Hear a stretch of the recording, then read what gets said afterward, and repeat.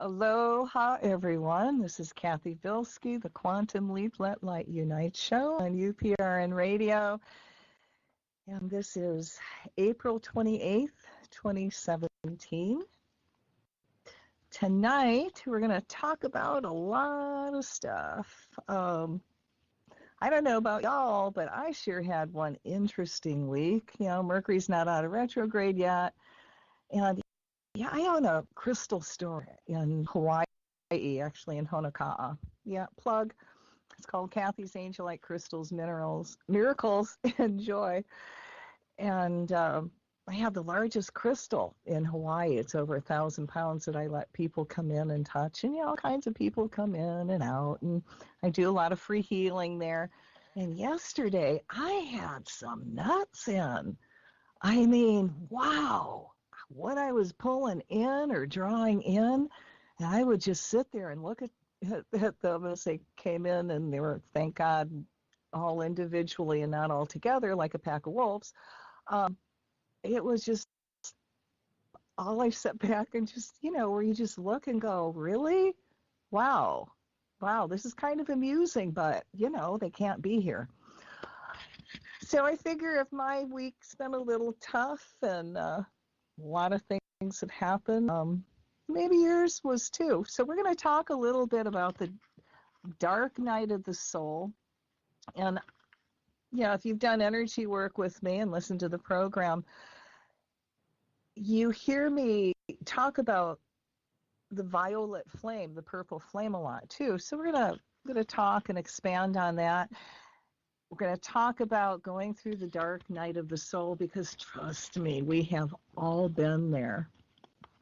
And finish off the program doing a little bit of energy work, you know, clearing hate and racism and fear from the planet, which is a good one right now, especially in the United States. And, you know, let's choose divine enlightenment over World War III. That's not a bad one either. Okay, so go get your crystals. You've got other people that are going to do energy work. You might wall them up and, you know, ask them to tune in so we can make some big impact on the planet, because we are. And really, guys, if you want to change it, then focus on world enlightenment. Didn't I not talk about that a lot? When that happens, everything else will fall into place. And we've got some nuts. We've got some really reptilians in charge. And if you want to know what a reptilian looks like, go look at one of those pictures that they put up on President Trump. If that man doesn't look reptilian, I don't know who does. And he is creepy. And between him and the Republicans, whom Noam Chomsky, I will quote, says is one of the worst groups on the planet, one that you have to fear the most, the Republican Party. And why? Because they don't care about the earth and they don't care about people. And have you ever seen a group on this planet more intent on destroying the world, especially what Trump is doing? Getting rid of all the safety guards and the safety nets that's protecting us? Like, oh, we don't need it. We don't need the EPA. Oh, we don't need any regulations. Oh, you don't need Meals on Wheels either. Oh, gone. I mean, this guy, I will say, insane. And how much, everyone in the United States, do we have to take of this? I mean, if people can't see how crazy he is, what he's doing, and the destruction of the planet, it's mind-boggling. Woo! Anyway, so it gets back to world enlightenment. If you really want to change it and change it quick, then you got to focus on world enlightenment. And that's why I keep pushing for it and helping people reconnect to the Creator, because once they do, they are an awakened spiritual being who knows better to hurt or harm the planet. Nice concept, huh? So on August 21st this year, we're doing another World Enlightenment event, and I'm asking y'all to join, and you don't have to wait until that day, but all we're doing is asking people to join in and chant all day or get together with a group and chant. May divine enlightenment descend on everyone now. May divine enlightenment awaken within everyone now. Pretty simple, huh? Simple, direct, to the point. May divine enlightenment descend on everyone now. May divine enlightenment awaken within everyone now.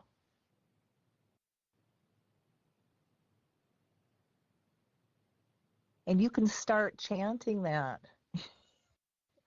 Put that on your refrigerator with a little magnet to remind you. And when you see it chant, you can chant it down for your kids, around your family, your friends, people that are in power. You don't have to wait to August 21st. I hope you don't. And just start chanting it now so we can build up to that day and make it a very big quantum leap for the earth. And believe me, it's what you are doing and the energy work that you're putting out. It is making a difference. It's helping light grow. And we are. I know I've had some interesting challenges this week, but I've had a lot of lovely things happen too. I will own that. Life is good. So I have this little blurb I wanted to share with you, and might kind of raise your energy a little bit, only if you have a little bit of a sense of humor. So now this was overheard at the customer service counter. Good morning, ma'am. May I help you? Yes, I'd like to return this president, please. Ooh, you think you know where I'm going? What seems to be wrong with it? It's defective. How so? Well, first of all, see the way its head is attached? I think it's missed screws. Where? Right here. No, they're all here. They're just loose. That can be fixed. Anything else? Yes. Ever since I got it, it hasn't worked the way I'd like it to. When I turn the switch on like this, it, ouch, grabs me. See that? If any of my woman friends are around, it grabs them too. I think I might be able to fix that. Here, let me see what I can do. Yes, I think it'll be okay if this bolt is adjusted. What's the matter? That's odd. It doesn't seem to want to move to the left. It only turns to the right. And there's something else too. It's almost as if it has a mind of its own. You see? I keep a clean house, but right after I brought this president home, it started to dig into my beautiful carpet, destroying it. Actually, I had to watch it every minute because I knew if I turned my back, there'd be nothing but oily messes all over the house, and those are so ugly to get out, I remember hearing that same complaint about an older model of the same president about 10 years ago. Why did you buy this one in the first place? I didn't. I had my mind made up on another president, one made by another company, but someone else bought this one for me. It's an American product, but it came from a plant in Russia. I thought it was kind of cute at first, with its little hands and that orange stuff on its head. But I knew there was something wrong with it from day one. Well, what made you think so? Well, the instructions on the box listed all the things it should do, but it doesn't do much of anything except make a mess of things or just lie around. I think there's something seriously wrong with its internal workings. There's this other weird thing, too. It babbles all the time. It doesn't say anything intelligible or sensible, but every morning about 3 a.m., it goes tweet, tweet, tweet. I realize now that it's not the right president for what I need it to do. So I want to return it and get the one I originally wanted. Oh, I'm sorry to tell you this, ma'am, but there's a no return policy on this particular president. I can't return it, but it's practically brand new. It's hardly been used. I want to send it back before it does any more damage. I understand, but we can't do it. Too bad you weren't able to get the president you chose in the first place. Now, that company makes very good ones. In fact, their last model was one of the best ever. They'll be hard-pressed to make another of its kind again, even when people abused it, and sometimes they were downright brutal to it, kicking it, throwing it on the floor, stomping on it. It still kept right on working and doing what it was designed to do. Can I trade this one in for that last model? Nope, I'm sorry, but your president is non-exchangeable. Besides, the last model has been retired. Don't be too discouraged, though. The companies will eventually bring out other models. Their new ones will be available 2021. 4 years? I have to wait 4 years? Do you have any suggestions what I can do in the meantime? Well, you could write a letter to the manufacturers, and if enough of their customers are dissatisfied, they just might recall it. Right now, though, there's really nothing I can do for you. I'm sorry, I can't help. Oh, that's okay. Thanks anyway. My fault in accepting it at all and waiting to see if it was any good, so I guess I'm stuck with it, huh? I'm afraid so, ma'am. I am very afraid so. All right. Should we do one more? Are you in a humorous mood yet? All right. So this is, if you're 30 or older, you might think this is hilarious, okay? Well, when I was a kid, adults used to bore me to tears with their tedious diatribes about how hard things were when they were growing up, what with walking 25 miles to school every morning, uphill, barefoot, both ways, yada, yada, yada. But I remember promising myself that when I grew up, there was no way in hell I was going to lay a bunch of crap like that on my kids about how hard I had it and how easy they've got it. But now that I'm over the ripe old age of 30, I can't help but look around and notice the youth of today. You've got it so easy. I mean, compared to my childhood, you live in a damn utopia. And I hate to say it, but you kids today, you don't know how good you got it. I mean, when I was a kid, we didn't have the internet. If we wanted to know something, we had to go to the damn library and look it up ourselves in the card catalog. Who remembers doing that one, huh? I mean, there was no email. We had to actually write somebody a letter with, a pen. Then you had to walk all the way down the street and actually put it in the mailbox. And it would actually take like a week to get there. And, stamps were only 10 cents. I think, what do they call that now? Snail mail? Child Protective Services didn't care if our parents beat us. As a matter of fact, the parents of all my friends also had permission to kick our ass. Nowhere was safe. There were no MP3s or Napsters or iTunes. If you wanted to steal music, you had to hitchhike to the record store and shoplift it yourself. Or you had to wait around all day to tape it off the radio, and the DJ would usually talk over the beginning and really screw it all up. There were no CD players. We had tape decks in our cars. We'd play our favorite tape, have to take 20 minutes to rewind or fast forward again to where we wanted it, and then eject it when finished. And then the tape would come undone, rendering it useless. Because, hey, that's how we roll, baby. You dig?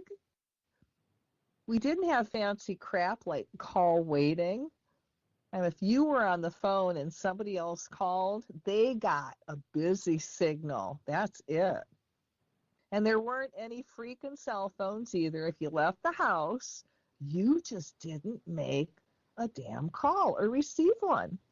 You actually had to be out of touch with your friends. Oh my God. Think of the horror, not being in touch with someone 24/7. Oh, and then there's texting. Yeah, right. Please. You kids have no idea how annoying you are. And we didn't have fancy caller ID either. When the phone rang, you had no idea who it was. It could be your school, your parents, your boss, your bookie, your drug dealer, or the collecting agent. You just didn't know. You had to pick it up and take your chances. We didn't have any fancy PlayStations or Xbox video games with high resolution 3D graphics. We had the Atari 2600 with games like Space Invaders and Asteroids. Your screen guy was a little square, and you had to use your imagination. There were no multiple levels or screens. It was just one screen forever, and you could never win. The game just kept getting harder and harder and faster until you died, just like life. You had to use a little book called a TV guide to find out what was on. You were screwed when it came to channel surfing. You actually had to get off your rear and walk over to the TV to change the channel. No remotes. Oh no. Oh my God. What's the world coming to? There was no Cartoon Network either. You could only get cartoons on Saturday morning. Do you hear what I'm saying?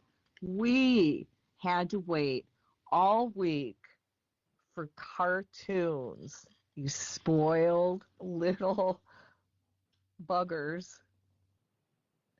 And we didn't have microwaves. If you wanted to heat something up, we actually had to use the stove. Imagine that. And our parents told us to stay outside and play all day long. Oh, no electronics to soothe and comfort. And if you came back inside, guess what? You got to do chores. Woo! And car seats? Oh, please. Mom threw you in the back seat and you just hung on. If you were lucky, you got the safety arm across the chest at the last minute if she had to stop suddenly. And if your head hit the dashboard, well, that was your fault for calling shotgun in the first place. See, that's exactly what I'm talking about. You kids got it too easy. You're spoiled rotten. You guys wouldn't have lasted 5 minutes back in the early 70s, 80s, or any time before. All right. Got your humor up yet? So, what am I ready to talk about now that I've got your energy level up? Let's talk about the dark night of the soul. Yeah. Take you up and bring you down. Well, we've all been there, that's for darn sure, where your life is falling apart and nobody wants to talk to you. You don't want to talk to anybody and nothing goes right. You know? The dark night of the soul sounds like a threatening and much to be avoided experience. And yet perhaps a quarter of the seekers on the road to higher consciousness will pass through the dark night. In fact, they may pass through several until they experience the profound joy of their true nature. Now, many seekers would encourage the dark night experience if they knew what it was. However, to one engaged in the dark night, Suffering seems unending. The dark night occurs after considerable advancement toward higher consciousness. Indeed, the dark night usually occurs like an initiation before one of these special seekers is admitted into regular relationship with higher consciousness. The dark night also occurs to those who do not seek relationship, but immersion or unity in the higher consciousness. While the term dark night of the soul is used broadly, its general meaning in the field of higher consciousness is a lengthy and profound absence of light and hope. In the dark night, you feel profoundly alone.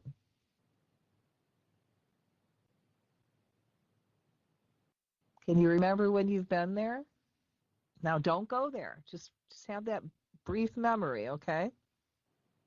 So up to this particular time, there was joy, there was delight, but now there is only a hanging on, a dogged hanging on. You persist because you can't conceive of going back to your old way of life. That seems impossible now. That would be like going to prison, living as if with a transorbital lobotomy. You deeply want to have joy and fulfillment, easily manifest prosperity, but something's not working. You don't know what it is, but something's awry, and your meditations have lost their luster. Sometimes during rare meditations, you do experience brief moments of peace. Your agonizing mind and heart rests from their turbulence, and even these leading times of calm are so deeply appreciated. Your light dance of light, which has gone on for some time, is now trudging in what seems a devastated and alien land. Your fellow seekers look at you and show their concern. Their words of kindness are valued, but you feel you're somehow incapable of responding well. Your heart is numb. At these times, your friends try to cheer you up. They invite you to dinner. You seem to perform fairly well, despite the emptiness you feel inside. What else is there to do? You wonder if you have any right to be in their fellowship at all. You think of leaving town, but where would you go? What good would diversion be? Now, a number of your friends in the fellowship of this great path know what you're going through, for they have been through it themselves. They feel the main thing to do is encourage you to go on. They know if you keep it up and do not quit, you will succeed. They know if you quit, you will be a self-reject and will return to the old life, forever a foreigner, neither being at home with it nor home anywhere else. They recognize that your own higher self, out of love, is lifting you up into its embrace. They see you are being drawn into your dark night because, 1, your inner potential has great stature, and 2, your crusty old ego requires you to go through the dark night in order to be transformed. So you feel totally alone. Other seekers, for various reasons, do not have to pass through the dark night. However, the dark night is your way. Your night is a very difficult time, while others may one day envy you for the marvelous growth you experienced in such a short, intensified period. You will, because of the pain of your experience, always feel profound compassion for those whom you one day see going through a similar night. And through that short growth experience, I also call that the Cram and Jan program. You know, I spread it out over years when you can get it over with in a couple months. So you feel totally alone.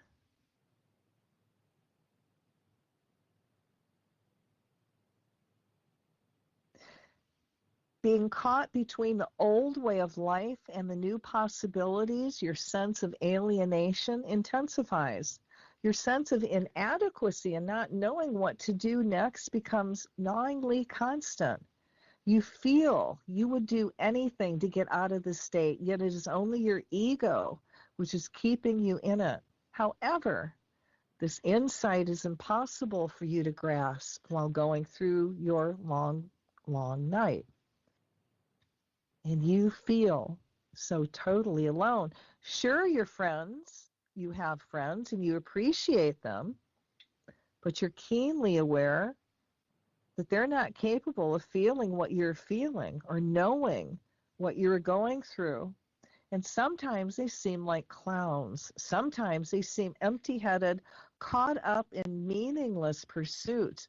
They do not understand, you think, how much you are suffering or how you cry out and pray deep into each midnight. You try their advice, but it doesn't seem to touch the heart of the matter. You begin to enter the dark night in earnest when you feel completely stranded.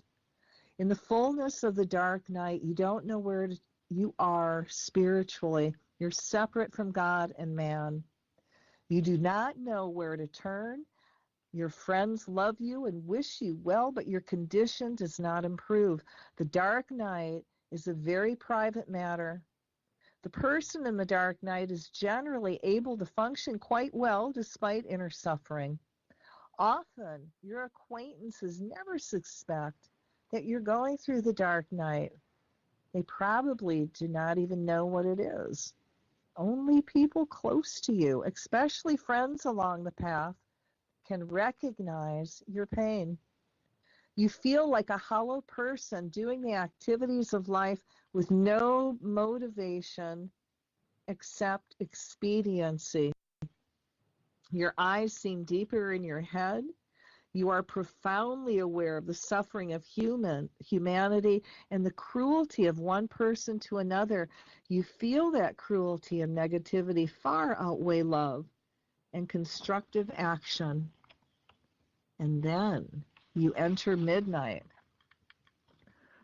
Alone and not wishing to be, unable even to express yourself to others, you enter midnight in the greatest intensity of the dark night. Here you have finally come to the time of sovereign solitude. In this precious time, which has no apparent prospects of love or happiness, you clearly perceive that nothing in the outer world has proven adequate to heal your condition. Nobody, not even your dearest friends and loved ones, can make you whole, even if they have tried and love you enough to try loving you forever. They can't give you peace. You eye your books and consider all the benefit you have gained from those extremely wise vessels of truth, yet not one book, not one thought goes deep inside, enough inside you to where the affliction abides. You look at all your possessions, your money container. No material thing has been able to help you. No material means have worked. Nothing, no one in the outer world has enabled you to come out of this dark night. In your loneliness, you next, in a seemingly random process, notice that none of your thoughts have proven adequate to your suffering, not one, even repeated 50,000 times, breaks the inner storm and lets in light. God and higher consciousness seem so far away that perhaps they are unreal. Neither one has, despite your protracted exposure of yourself, done anything to ease or remove your agony. Nothing appears efficacious. Nothing works. Clearly, there is nowhere to turn. There is nothing to be done. All actions you considered have been tried.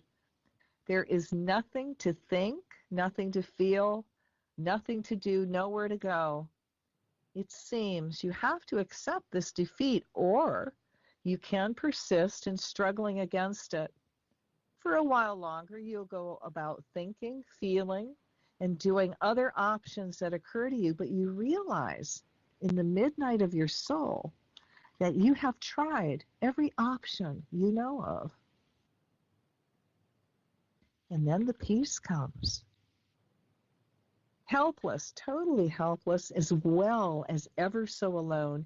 You abide in this condition and you accept your predicament. You accept that there is a reality, that there is really, except for a murmured prayer to a remote Lord and a remnant of a shredded faith, nothing else left. Suicide would be absurd, and suicide would be an act of arrogance and vanity. You have grown far beyond primitive responses to your private agony. No, nothing to do. Nothing remains in this lonely helplessness. There is, without question, nothing you can do. You abide. You accept your state. How have you gotten to this place? That's insignificant. Musings and feelings aside, you wait. You feel you may have to stay this way forever, doing the regular day-to-day things, but in this mood of emptiness, nothing. Then it happens. A holy presence comes into your room. Sweetly, softly, you feel it filling you. Your mind is filled with mellow or bright light. Your heart, your still heart, is permeated with peace. This peace moves through your body like a cold spring of mountain water. It flows in your spine, your brain, under your skin, everywhere. Also, this presence, this comforter, moves like a breeze across your arid mind and numb heart. Then, or in a few days later, the fire of joy begins to smolder. Here, abiding with nothing more to do, your ego drops away. Your ignorant, arrogant, fearful sense of self falls away from you. You stand in the light, a new being, a free being, transformed. Your ego sense. Believe it or not, that's what the dark night is all about, transformation. Your ego, your limited sense of self, your inadequate complex of ideas about who you are had to be dissolved. Your ego was, you begin to see, eclipsing higher consciousness and your true nature. Your old sense of self was inadequate to your new hopes and proper state. Your suffering intensified because of a major misapprehension. You were too used to thinking of yourself based on inputs from your previous experiences in life. On and on through life, you gathered information and responses from the world which indicated to you what kind of person you were and are. These superficial units of related inputs became integrated in what is called the ego, your sense of self, your sense of who you are. As long as you allow this inaccurate or only partial sense of who you are to dominate, you could not know or abide in your true nature. Your ego sense is so powerful. You invest it with so much of your thought and feeling that your attitudes of life become based on an egocentric perspective. The ego gains a progressively greater foothold on your entire life because your basic attitudes about your existence and essential nature are strongly linked with ego. Then your ego sense, due to your suffering or your limitations in life, wants to have more power over circumstances and a more pleasant life. The ego sense often becomes motivated to seek higher consciousness and thus greater ability to dominate in life. Not always, but often, it is the ego sense which most eagerly pursues higher consciousness. It wants to be in charge. It wants to manipulate events and make life come out more to its satisfaction. But as long as your ego dominates, it's on a collision course with your true nature and your higher consciousness. And believe me, there's going to be a showdown. There has to be a confrontation sometimes if your higher consciousness is ever to emerge, if you are ever to know truly who you are and what your human capabilities are. Furthermore, and this is extremely important, especially in understanding the dark night of the soul, your ego, as it develops from childhood onward, has a conviction that it is the doer. Generally, your ego assumes that it chooses what your mind will think and chooses what your heart will feel. It feels, it selects the various actions and activities you're going to undertake. Your sense of self being conceived, it is the doer, feels it accomplishes anything and everything in life. Do you see then how the dark night develops? A false sense of self has been ignorantly and manipulatively standing in the way of enlightenment.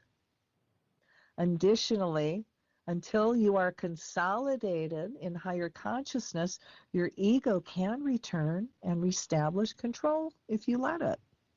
Sometimes when you're fatigued or when you have special new opportunities in life, you are vulnerable to the reestablishment of your ego and its opinion that it is in charge of doing everything.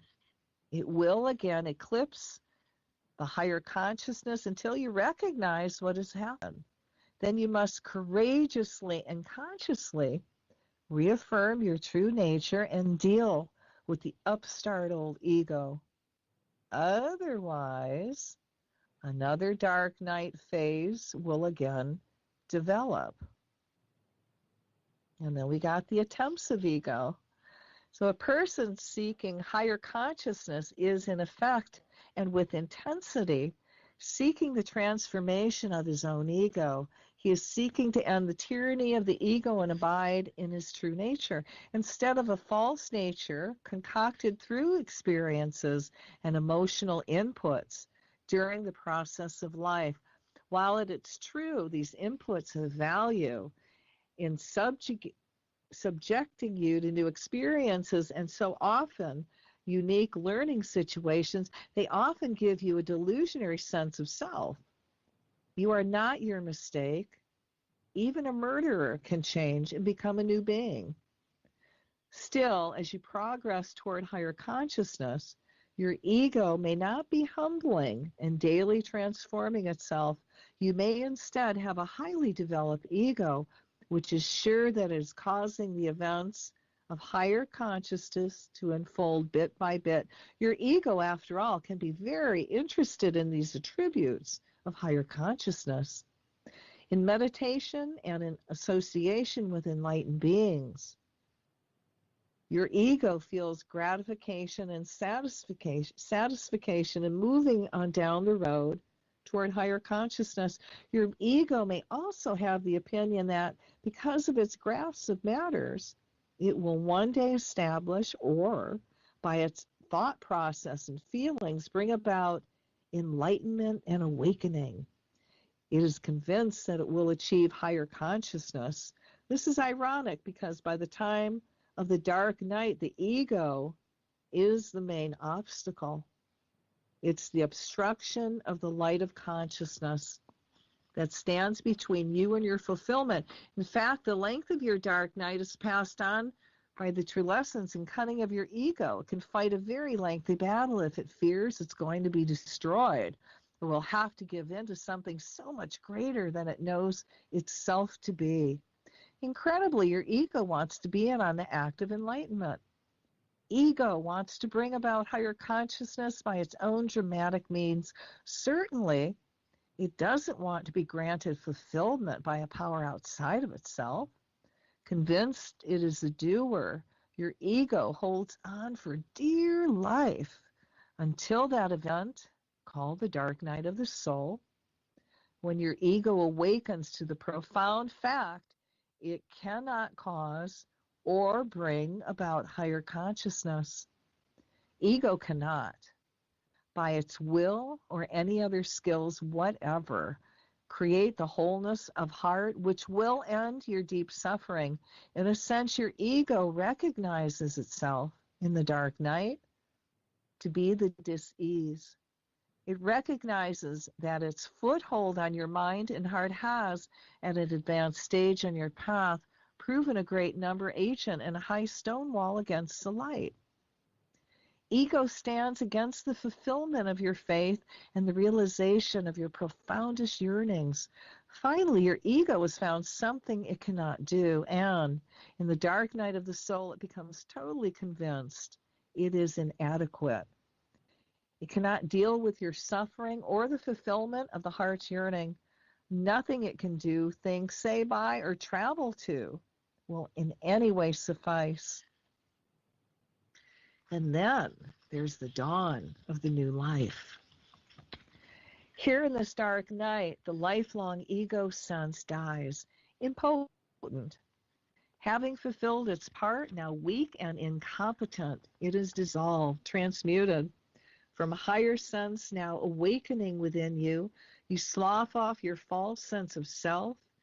You now know yourself to be a different person than you thought you were. Your ego was merely experiencing some of the attributes, some of the qualities of your true nature, while at the same time obstructing others. You, in passing successfully through the dark night, enter the realms of higher consciousness. You've been cleansed of the most deep-rooted sickness, your ignorance of your true nature, and your inadequate, often totally wrong opinion of who you are. You now cease your inner conflict and abide serenely in your true nature. The night is over. The dawn of a new life in higher consciousness transforms your bleak life of the past few months into one within a heavenly nature. You have been delivered of the intolerable bondage to ego. Henceforth, you will walk the earth, seeing others afresh, living a new life and abiding in your true nature.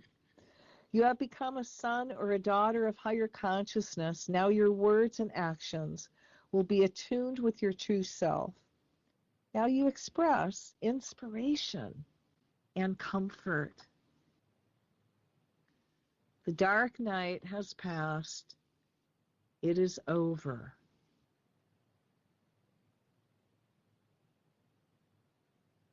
And what must the caterpillar do that it may one day fly? So for those that have gone through the dark night of the soul, I hope that kind of clears a few things up for you. And for those of you that have not gone through it, well, when you do, maybe you'll be able to think back upon this show and the words that I just spoke and go, oh, okay, I'm not alone. Others have gone through this. And maybe it'll make it a little bit easier for you. I certainly hope so. So let's do some quick energy work, all right? So for those of you going to participate, put your feet flat on the floor, sit straight up, feel yourself reconnected with the Creator.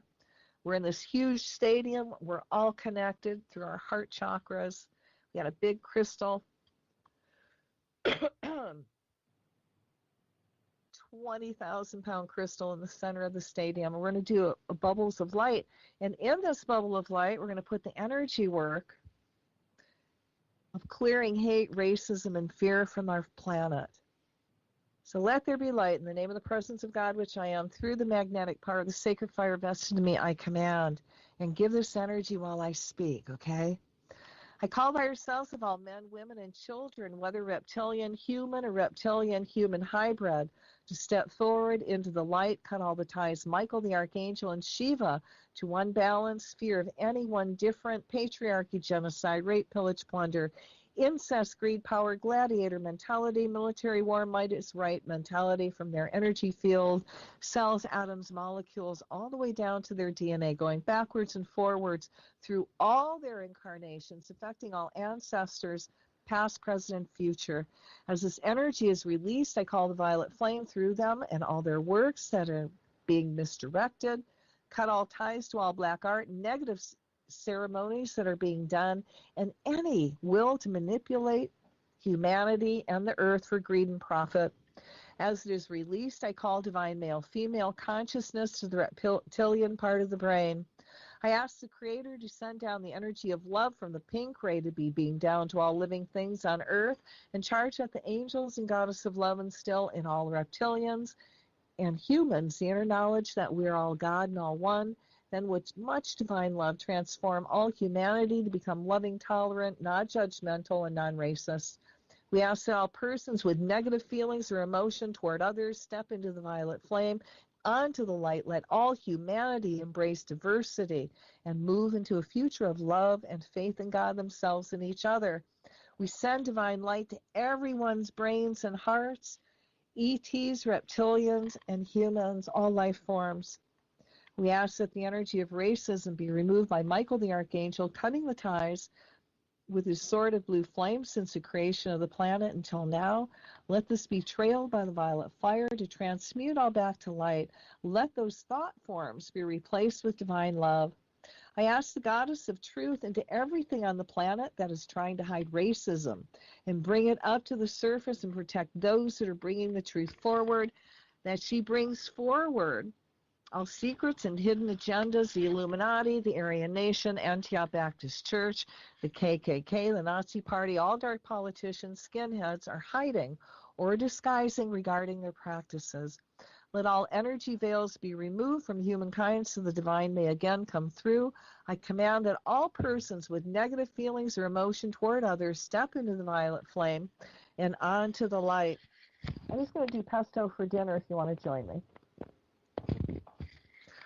I call divine light, divine wisdom, and divine caring compassion to everyone's heart now and direct that energy towards the reptilian part of the brain. I command Michael to cut all ties and soul memory to reptile dinosaur energy as the light enters, changing all cells and atoms to divine balancing, both male and female.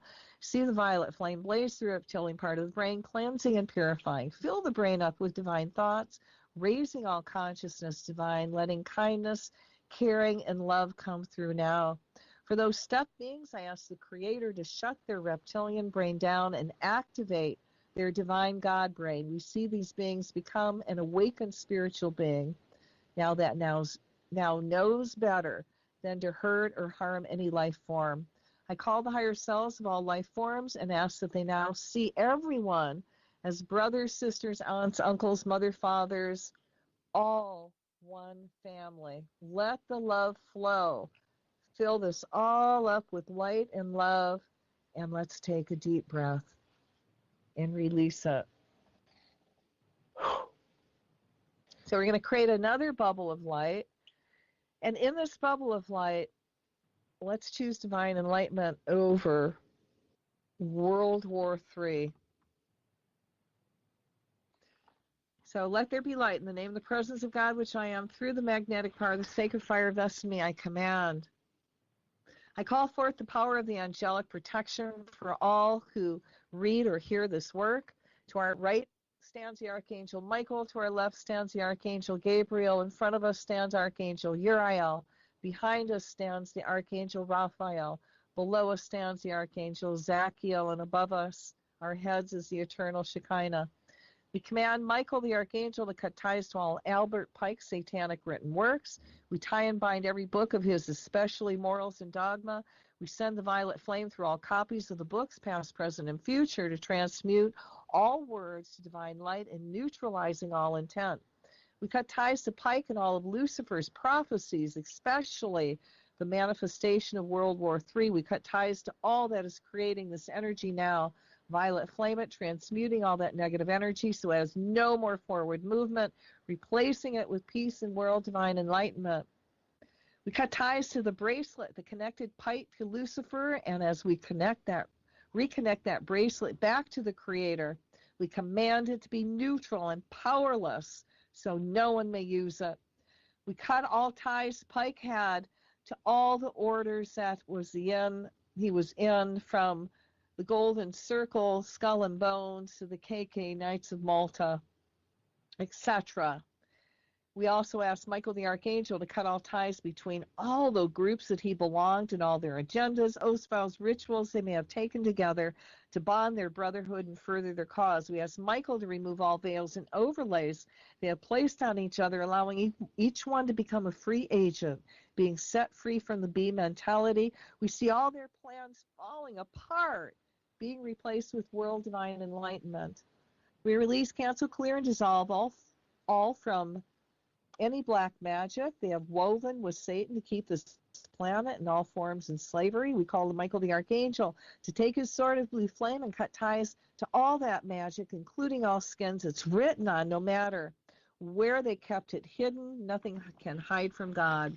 We call to the Creator to cut all Luciferian, Satanic, Masonic, generational ties and generation abuse to their children, along with child trafficking. We ask that all those that have been abused have all manipulative, traumatic overlays removed, allowing them to reconnect to the Creator, becoming awakened spiritual beings. We call Michael the Archangel forth to cut all ties to the Jesuits, Black Pope and all popes, past, present, and future, to all their one world satanic church agendas. The ties to all your black magic are cut from you, and pacts you made with Satan are dissolved by the sacred fire. All trusts are also hereby dissolved through the sacred trust that God has with humans to set us free, including we cut all black magic, satanic ties, and binds the Pope has placed on all life forms, souls in the planet Earth, going back to the time of Pope Boniface and any papal bulls he created, cutting ties to an express trust called Unum Sanctum that claims the Pope owns all souls. The ties and binds this energy and all souls are now cut free from this bondage. He owns no one. The people of this planet all have their very own direct link to God the Creator, thus in charge of all dominion on the planet. You do not own the world, humans, or any souls on this planet or anywhere. We can manage our own sacred trust with the Creator ourselves. We now reconnect all these souls to the Creator, helping them become awakened, conscious spiritual beings. We cut the ties to all of Pope Nicholas V in 1435 and the trust he set up, claiming all real estate as his and binding it in magic. Cut, cancel, free, and clear. We cut all ties with the trust called Se Suis Qui Vie, claiming all souls to Satan and the Catholic Church. Cut, cancel, clear. We cut all ties and magical contracts the Roman Vatican Church Empire had with Hitler. All of royal empire and their Rab servants, all concordats, are now dissolved by the violet flame, healed in angel light, and reconnected to the Creator, now becoming neutral or only emitting love. The energy of the First through the Fourth Reich is now dissolved.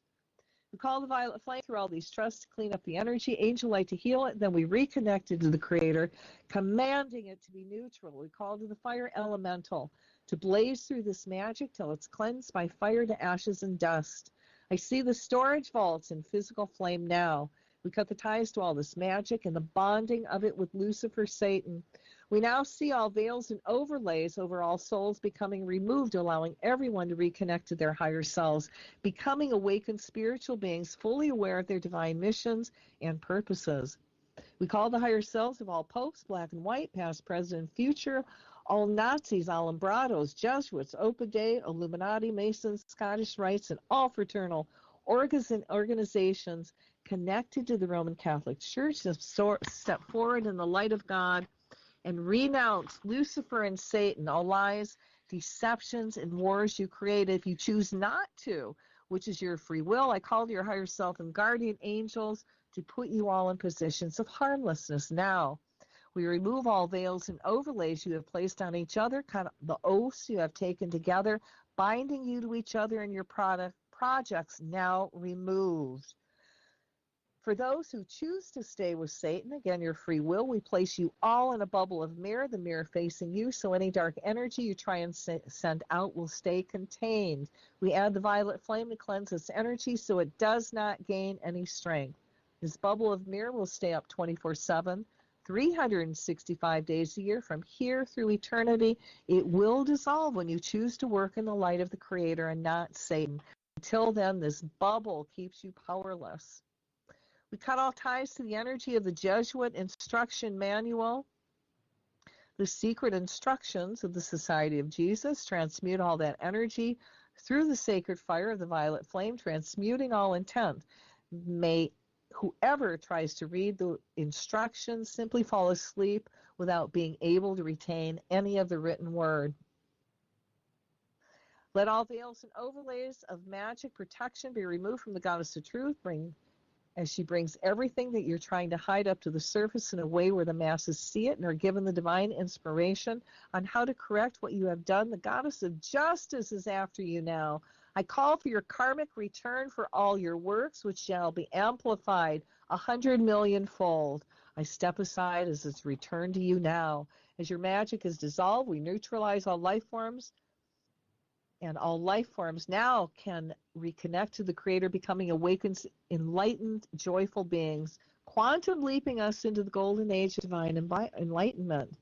We cancel clear all Illuminati thoughts that it's their destiny to rule. We cancel clear the law of Thelma, which there is no law beyond do thou will. We cancel clear all pledges to rock the nation, Gotti and the Rain Man. We cancel clear the energy that is creating a satanic religion out of hip-hop music. We cancel clear all ties to all Illuminati references, symbols of the Temple of the Sun. We cut ties to all Masonic symbols. We cut ties to all the music that has had magic done to it to be successful, and all the magic rituals that conjure up demons and command them to attach themselves to all the master copies of music and music videos. See them be cut, tied, and bound, sent back to God, and fill that space up with light. See Nazi swastikas reversed, so anyone that sees it, the energy now will only bring peace and prosperity to the planet. See all portals, stargaze, time portals, even Montauk, the CERN that is used for allowing other dimensions to come on the planet. See that being cut, tied, closed.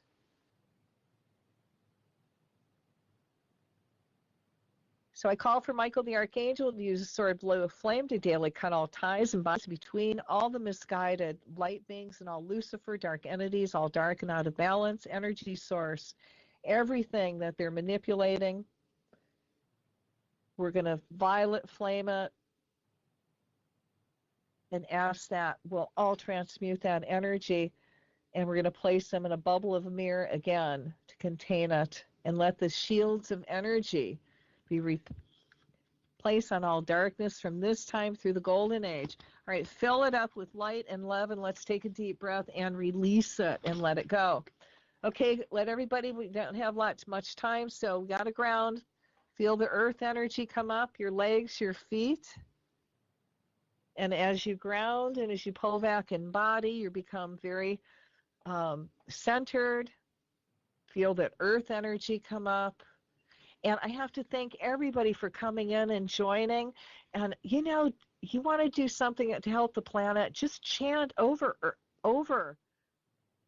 the Republicans of the United States that are in the Senate, well, all the Republicans, good God, all the Republicans and Trump and his cabinet and his family. May divine enlightenment descend on them now. May divine enlightenment awaken within them now. Let's do it again. May divine enlightenment awaken within them now. May divine enlightenment descend on them now. Whew. Thank you so much for tuning in and helping me amplify light. You are awesome. And I really hope in my heart that the Creator sends you some of your heart's desires and it manifests and you're filled with joy. Send light out to people. Come on, practice sending light. That raises the energy of the planet. What you do makes a difference. And I just want you to know you are so loved. And I am so full of gratitude for each and every one of you. And because of you and the work we do, light is going forward. It may not seem like that, but it is. But we have to keep at it. And again, chant. May divine enlightenment descend on everyone now. May divine enlightenment awaken within everyone now. Catch me on my Facebook page, everybody. I do daily prayers, daily energy work that you can tune into and join daily. I'm on Google Plus, on LinkedIn, Twitter, but you get all the good stuff on the Facebook page. Also, we have the Enlightenment website up, Enlightenment Movement 2017 at shutterfly.com. And if you can't find that, do the Facebook page. God, that sounds dirty, huh? And on that high note, it's under Cathy Bilsky. You can catch me. Have a wonderful, lovely week, and keep the focus on the light, guys. Stay positive. Aloha.